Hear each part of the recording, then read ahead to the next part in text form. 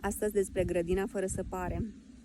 O să-mi spuneți ce concept mai e și ăsta, de unde l-ai scos, de unde l-ai inventat. Asta mi s-a spus în momentul în care am început să postez videourile acelea cu grădina, cu colțișoare din grădina noastră, fiindcă n-am pus toată grădina noastră, în care vă arătam ce belșug de legume se pot face chiar și cu grădina fără săpare.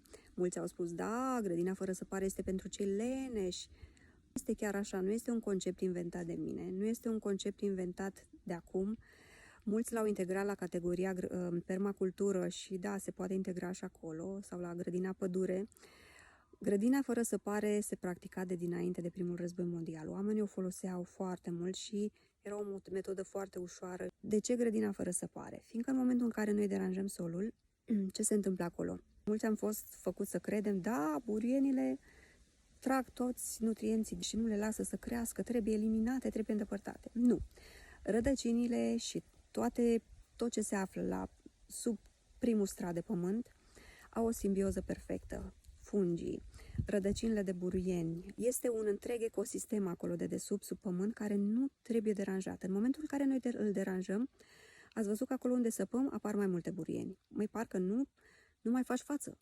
Eu am practicat și grădina cu săpare, fiindcă am trăit la oraș, unde aveam curte, și toată viața noastră s-a săpat în grădină și săpam toamna pământul și așa cum făcea toată lumea din jur.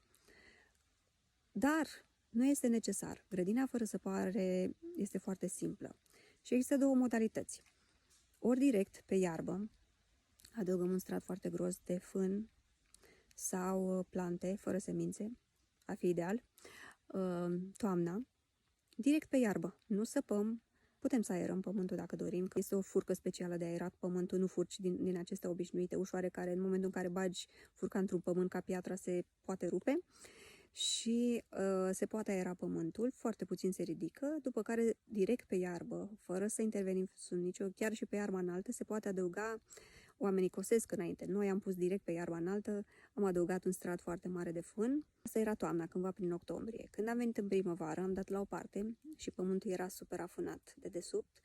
Am dat puțin pământul la o parte și am plantat cartofii fără să săpăm, fără să facem absolut nimic. Veți vedea un video pe canalul meu de YouTube în acest sens, unde efectiv arătăm și recolta.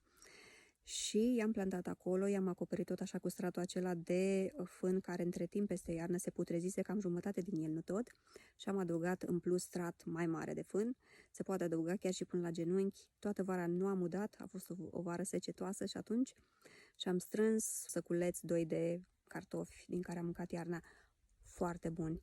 O parte într-adevăr au fost și mâncați de șoricei, dar foarte puțini, fără să intervin, fără să ud, nu ploase decât foarte, cred că de 2 ori în vara aceea. Dar vă spun, este ceva de nedescris, adică eu sunt foarte, foarte încântată de această metodă. A doua variantă este să folosim paturi înalte. Paturi înalte, am avut o ramă veche de geam, am pus-o tot așa direct pe iarba, netăiată, netunsă, nimic. Am adăugat un strat gros, oamenii pun cartoane sau o folie specială pentru a omorî tot ce înseamnă burieni, dar eu nu sunt pentru folia aceea. Folia aceea conține foarte mult ftalați și alte substanțe nocive care intră în sol și care afectează calitatea solului și calitatea legumelor. N-am pus nici cartoane, am pus cartoane doar în anumit loc, dar cartoane care au fost spălate, le-am lăsat afară peste iarnă și au fost spălate, fiindcă nici în cartoane nu mă pot încrede, după care un strat cât o palmă de pământ și am plantat direct răsadurile. La baza răsadurilor, deci n-am săpat, nu am făcut nimic, am pus un strat foarte gros de iarbă tocată, dar iarbă tăiată, gazon tăiat și iarbă multă, burien din jur, tot ce am găsit, chiar și cu rădăcini, chiar și codița șoricelului, iarbă obișnuită, chiar și plante medicinale, plante fixatoare de azot, cum ar fi codița șoricelului, coada calului, tătăneasa, o strat mare am pus, cât am putut de mult. Și toată vara cred că am adăugat în jur de fiecare când tăiam iarba în jur, adăugam acolo, de vreo 4-5 ori cam așa. Udam foarte rar. În primele dăți, până începe vara foarte, foarte călduroasă, am udat cam o dată la 2-3 săptămâni și după aia am început să ud o dată pe săptămână, fiindcă deja era foarte cald. Tot timpul solul a fost umed, rod bogat. Am plantat în jur tot felul de plante aromatice, cum ar fi busuioc, crăițe, știți că ele miros foarte puternic, cosmos, rozmarin, oregano, codița șoricelului am avut chiar acolo în patul acesta ridicat. Vreau să spun că toate le-au protejat, atât varza, dovleceii, castraveții, roșiile le-au protejat de dăunători și le-au ajutat să fie rezistente, inclusiv iarba care a crescut la bază. O să-mi spuneți, ok, bun, câtă iarbă a crescut la bază, ținând cont de faptul că tu ai pus direct pe pământ. Vreau să spun că ieșeau puțin mai multe la început, dar după aceea, pe măsură ce le tăiam cu forfecuța la baza pământului, deci nici atât de puține erau, ieșeau tot mai puține și rădăcinile acelea rămase în pământ, fiindcă nu smulgeam rădăcinile, ajutau plantele să reziste mai bine la secetă.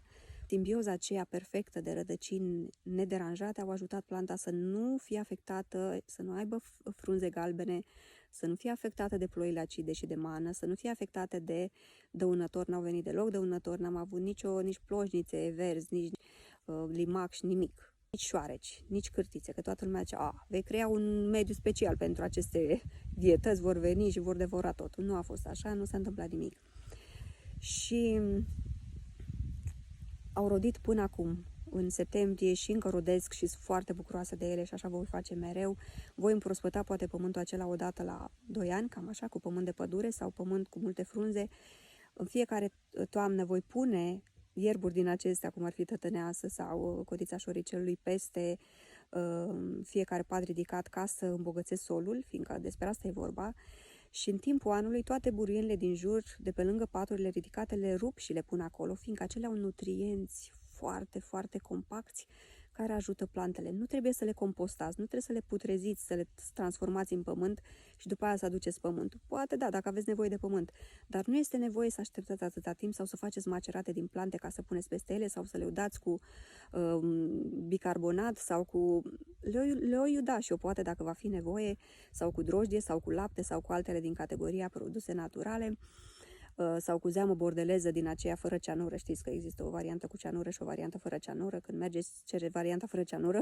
Căutați și încercați și voi grădina fără săpare, veți vedea cât de roditoare este grădina voastră, fără prea mult efort, fără să săpați, fiindcă, încă un lucru și închei, plantele anuale, vegetalele, toate astea, roșiile, castraveții, ardei, vinete, roșii, am zis de roșii, dovlecei, toate au rădăcinile la suprafață. Voi dacă le săpați, le rupeți, le distrugeți. Ele devin mai sensibile ulterior, se îngălbenesc mai repede, dau rod mai puțin. Știu eu, mai predispuse la dăunători. Nu mai le tot deranjați. Lăsați-le strat gros de iarbă la bază ca să le mențină umiditatea, să le hrănească și să crească niște plante anuale sănătoase și o să vedeți că o să fiți uimiți de rezultate.